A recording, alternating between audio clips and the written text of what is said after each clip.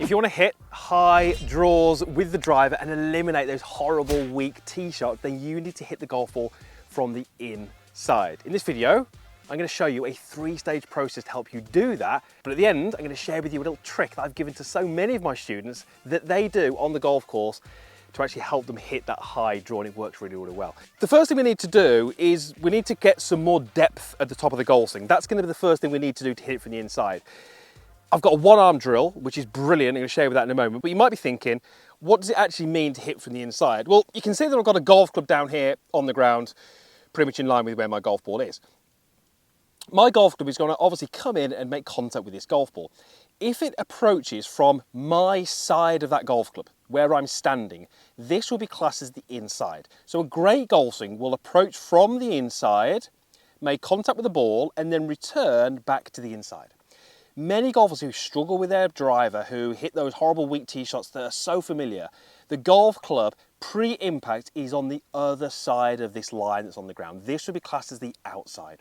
When the club is on the outside, it's then moving back across that line to the inside. We would know that as out to in. When you've got this out to in swing, you are prone to pulls, to fades, to slices. You're very often hitting down on the golf ball. You can very often get poor strikes, a lot of spin. It really robs you of both distance and accuracy. If I can get you to hit it from the inside, then you're going to hit much, much better golf shots. So let's start with that one-arm drill, which is really working on priming the backswing. It's incredibly difficult to get that golf club to approach from the inside if at the end of your backswing you've got huge amounts of upwards and not much inwards. From here, it's almost a guarantee that the golf club is going to work on that outside. If I can get what we call more depth at the top of your backswing, hitting from the inside is suddenly going to be something that isn't as conscious. It actually happens quite naturally because we've primed the backswing. This is a great way for you to feel and sense how much kind of turn and movement you need in your body to create this perfect top of the backswing. Take an address, lead hand off, just place it on your thigh, hold it in your trail hand, nice and relaxed, and just swing that right hand or trail hand right back as if you're making a big backswing. You're going to round back here. Now what you'll find happens is the right arm tends to stay pretty straight, okay? It doesn't have that much flex. Now you're going to take that left hand and try and place it on the golf club. Little warning, this isn't easy. But what it's going to do is it's going to get you to pretty quickly go, wow, there is a huge amount of movement in the left side of my body to get my hand onto that golf club. I felt like my left knee had to sort of kick down towards my right knee. My left hip had to sort of do the same. My left shoulder had to move all the way around. There was a lot of movement. And very often, golfers who struggle with the driver, who don't hit from the inside, don't have enough movement. More movement in the right way is often better. In my experience, golfers who have a lack of confidence with the driver, who've got a history of missing fairways and not being that consistent, almost subconsciously lock things down. You know, in that idea of potentially, if I move less, there's less to go wrong, it's going to be more consistent. And what it does, the less that you move, just forces your arms upwards. Hitting from the outside is then more likely to happen. So from here, we just go swing, arm back, and then allow my left side to freely move around so my left hand can go on. You can probably tell from the strain of my voice, that's not easy. But from here, I'm now in a great position to hit the golf ball from the inside. So how you're going to hit balls that way is you're basically going to do a couple of these rehearsals. You're going to go back, join it, almost take a mental image of what that feels like. Notice how much turn I've got through here, and just do a couple of those to sort of really understand how much movement you need in your body to get that depth. What I'm looking for as a coach is I would like the grip end of the club, that's this part here, to be above the heels at the end of your backswing, if not a little bit behind. So as I show you a backswing, you can see how the grip of the club is, give or take, above my heels. That is the first part of our puzzle. That gives us a much better chance of hitting from the inside. Doesn't guarantee anything. Brings us on to our second point, which is how we transition from the backswing to the downswing. I can pretty easily make a great backswing, still come from the outside. That great backswing, like I've said, makes it easier, doesn't guarantee anything. Now, if I do that again, make that poor movement, what am I doing to take this good top of the backswing position and make it worse? Well, I'm spinning my upper body. When I spin my upper body, the club heads out this way. That's more to the outside. So a great little exercise, a great little feeling, great little concept that you can have is thinking about where your back is relative to the target. Imagine there's an arrow coming out of my back. You obviously can't see it from that camera, but it would be heading towards that beautiful ocean that you see behind me. That arrow, when I make my backswing, points at the target. What I want to try and feel is, as I transition from backswing to downswing, I am shifting pressure to that lead side, so I'm starting to kind of apply a force through that lead foot. I'm trying to get my hands to work down towards the ground, certainly not out towards the ball, down towards the ground behind me. And as I do that, I'm trying to keep my arrow pointing at the flag. In this perfect scenario here, I would be thinking to keep my arrow on the fairway, not into the ocean. So as I transition, I'm trying to get the arms coming down, get the pressure going across, keep my back facing the target. Now, is it facing the target? Probably not. It is probably into the ocean. It's a feel, it's a concept, it's something that you can do which massively helps. The reality might be a little bit different, but that doesn't really matter.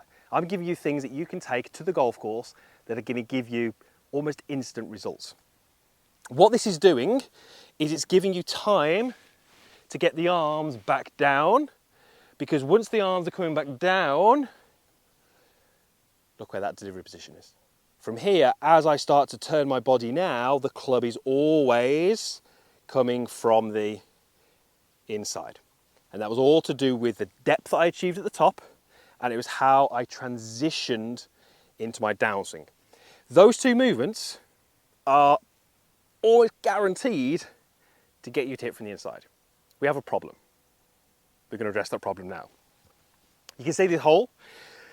I'm going to hit a little shot, not anywhere near full speed, where I'm hitting from the inside. And you're going to see what sort of happens. So let's get our good depth. Let's get our good transition. And then we hit from the inside. And where did the ball go? Might have even gone off the screen on the right-hand side. That was a very exaggerated hit from the inside. But if I do hit from the inside, what that means is that my golf club is travelling out to the right of my target. So how do we stop the ball going out to the right of the target? Well, it's to do with club face. If I hit from the inside, you very, very simply have to have your club face at impact pointing left of where the club is swinging. Because if you don't, you're going to make these beautiful swings which look great on camera, club coming slightly from the inside, and you're going to block it straight right into the trees. So how do we control where the club face points at impact? Trail hand. Really, really simple drill. I want to make this so simple that you can do it on the golf course without huge amounts of practice. If I take a setup, basically where my trail hand points through impact is going to directly relate to the club face. If I had my trail palm facing out to the right of the target, that's where the club face would point. If my trail palm is pointing left into the ocean, that's where the club face would point. So here's what I'd love you to do. Take a tee. You're going to place it into your trail hand, and you're going to place it on the golf club. So as I take my setup, you can see how that tee points roughly down towards the club head. And through impact into sort of this area here, when the club shaft is around about level with the ground, so you can see it's around about here, I want to have that tee pointing into the ocean behind me. So as I'm hitting from the inside, I go through, and you can see that that tee points into the ocean, actually points into the sky, but you get the idea. It's left of where I'm aiming. If I hit from the inside, and at this point the tee is pointing out to the right, then I might well have delivered the club from a great position, but it's not going to come back towards the centre of the fairway. It's going to stay out to the right, and that's quite problematic. So for many golfers, if you're hitting from the outside and you suddenly hit from the inside, that's only going to benefit you if you can change how the club face moves through the golf ball. And now, although it went low because it was a half swing, look where the ball went, much, much straighter. So I had a beautiful combination of hitting from the inside and the club face rotating a little better through impact, which gives me that perfect recipe, that draw recipe that we all want. Now at the start of the video I said there was a little trick that you could do. Here's what that trick is. Take your golf ball, whatever golf ball you use. I'm using on this particular shot the TaylorMade TP5, but it's the stripe version. And as I put this on the tee, I'm going to aim that stripe perfectly down the middle of the fairway and then angle it slightly out to the right. Not by a huge amount, maybe some 5 degrees. So as I set up the golf ball, that stripe on the golf ball is pointing slightly out to the right. I want to try and imagine that I'm going to be hitting the stripe in the direction that it's aligned on my ball. So it wouldn't make sense for me to go high and over and across. It would make more sense for me to create more depth, get the club more behind me and hit more from the inside, which gives me that perfect approach. If I can then do that on the course, it kind of makes everything simpler. I've got a really nice focus that gives me some visual cues that helps me sort of perform that golf swing that I've been practicing.